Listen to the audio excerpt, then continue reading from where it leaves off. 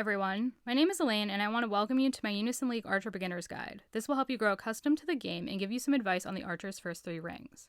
First of all, the Archer is a DPS or damage per second character. However, it also uses boosts and utilities. It is your job to destroy your enemies, whether they be monsters or other players, while also occasionally using utilities and boosts to help recover your team's health and more. The best Archer builds emphasize weapon and monster gear over defensive gear. Ideally, you want monsters with magical attack and physical attack stats. But anything with any sort of attack is useful. Magical attack and attack is ideal because they will help you to maximize your monster's damage, as well as your own damage output since your moves are based entirely off these 2 stats. Early on in the game, you may find that you have trouble acquiring the bows and guns, which are the Archer's weapons, and the weapons your class gets passive boosts from. It's okay to equip things from other classes to make sure your character continues growing. You're probably going to have to early on and swap as you acquire new things. For archers, it doesn't really matter what you equip since everything can help you. I would simply try and balance the magical and physical attack you have to the best of your ability to maximize your damage output. Clothing and hats are the defensive gear pieces that archers gain passive boosts from. They tend to have higher magical defense than physical, whereas helmets and armor have the opposite, higher physical defense than magical. Early on, you may have to mix and match your defensive gear. That's okay, you can swap them out for a better or more ideal set, if you will, as you acquire more gear and continue to grow. Now, I want to give you guys some advice on the types of abilities you should bring with you for different situations. Please note that these are just suggestions and other sets may work better for you depending on your needs and those of your allies. The weapons you equip might also grant boosts and bonuses to certain moves, making them a better choice for you.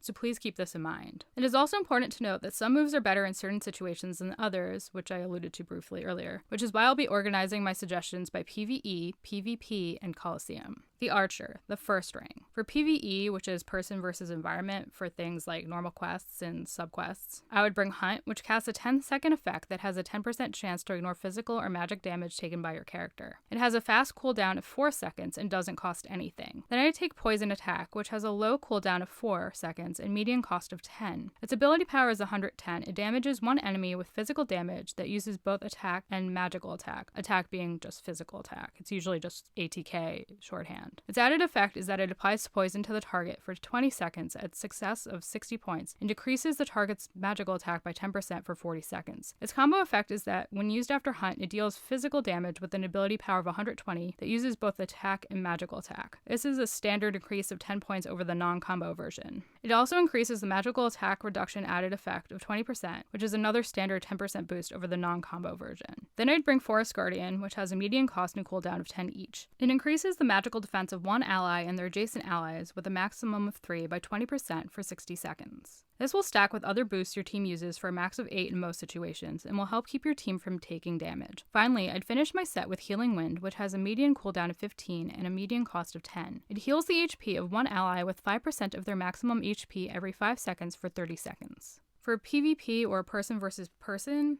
things like guild battles, I'd bring the same or a similar set. It's often helpful to bring cheer to guild battle to make it easier for your team to fill their unison gauge since many guild battles are determined by unison battles. Thus, in each set I present you with, I'd suggest equipping cheer for guild battle. Knowing what to swap out can be difficult, however, and should ultimately be determined by repeated gameplay and determining what helps your guild most in battle. Do they need more damage to be dealt or damage boosters? With that being said, I'd suggest swapping Healing Wind out for cheer, but it's ultimately up to you. For Coliseum, I'd swap Healing Wind for Guard, which reduces damage taken by 90% for 5 seconds. I'm only equipping this here because the entire point of Coliseum is survival. The other team scores points each time you or your teammates die. Since archers are the revered glass cannons of the game, it's best to have a move that can nullify a lot of damage until a cleric can heal you or your teammates can use a monster to heal you all. I'd keep everything else the same. Moving on to the Hunter, the second ring. For PvE, it's time to make some upgrades. Keep Hunt because of its combo with Poison Assault, which you just swapped in for Poison Attack. It only has another second of cooldown and 1 additional cost. Poison Assault has an ability power of 120 and damages one enemy with physical damage that uses both magical and physical attack. Its added effect is that it applies poison to the target for 20 seconds with a success value of 65 and decreases the target's magical attack by 20% for 40 seconds, which makes it almost exactly like the uncomboed version of Poison Attack. The only difference is 5% chance of inflicting poison in Poison Assault's favor. When Poison Assault is used in combination with Hunt, it deals physical damage that uses both physical and magical attack with an ability power of 130,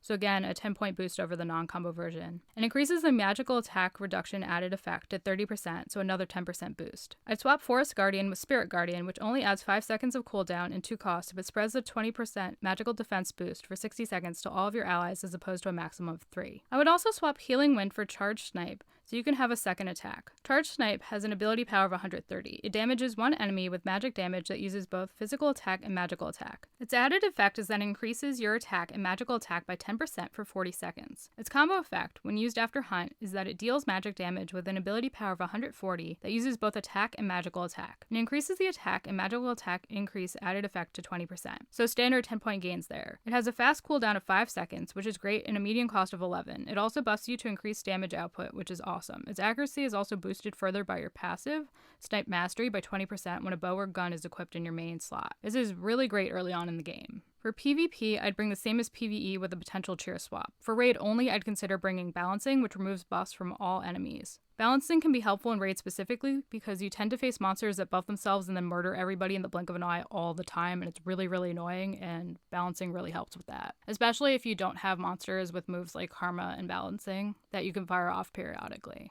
For Calo, I'd bring Guard and your typical PvE set minus Spirit Guardian if I had to make a suggestion. Moving on to the Ranger or the third ring. For PvE, I would change up a lot. I would bring Ether Exchange if you're running low on cost a lot. You get it from the Mage Ring and it helps recover cost. I'd remove Spirit Guardian for it. If you don't need Ether Exchange, bring the updated Soul Guardian in place of Spirit Guardian. It increases the magical defense of all allies by 30% for 60 seconds. A 10% boost over Spirit Guardian. Swap Poison Assault with Deadly Poison, which is a slightly beefed up version of the ability from the previous ring and also combos with Hunt. Keep Hunt for the combo and potential to keep yourself safe, and keep Charged Snipe because it will also combo with Hunt, and the updated move, Charged Rain, has no ability to combo. World Tree's Blessing would be decent if it didn't have such a high cooldown and cost, 40 and 20 respectively, so I'd keep it off your set. For PvP, I'd bring the same as PvE with a potential cheer swap. Basically, same for raid, but I suggest bringing Balancing. For Coliseum, bring Guard in place of Ether Exchange. You won't need it because you'll start with enough cost to fire off several abilities. I want to share some other helpful tips for you guys. I think it'll help you get through this initial stage of just starting out and feeling overwhelmed by all the different mechanics and game details that are being thrown at you. First of all, avoid enchanting your moves. It's going to cost proficiency and you're going to fail a lot. You need that proficiency right now in order to grow, to keep moving through the rings and make your character stronger. Wait until you've unlocked at least 3 classes in their entirety before you start doing this. Use your APs so you can keep gaining cost and equipping gear to get stronger. The second part is most important. You don't want to be underleveled. Infuse your gear and unlock the potential of monsters to get stronger as well. Those passives will boost your gear score and help protect you against things like status ailments and elemental damage from monsters. Also, don't forget to plus 198 your gear in order to gain an advantage in unison battles and increase the stats of your gear. If you want to find out a little more information about what I'm talking about, there are already some videos up on the channel about both subjects,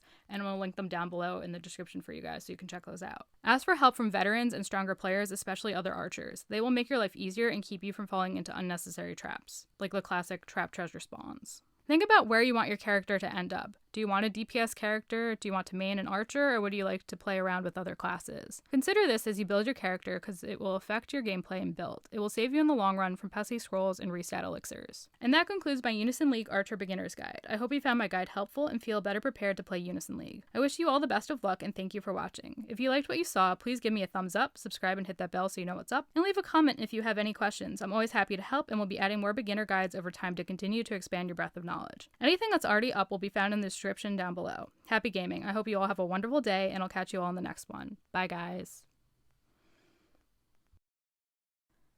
Thanks everyone for watching this video. Please note that any corrections and or clarifications will be listed down below in the description section. And if you like what you saw here today, please like, comment, and subscribe. I'd always like to know what you guys think down below in the comments. Also, hit that notification bell so you know what's up, and I'll catch you in the next episode. Bye, guys.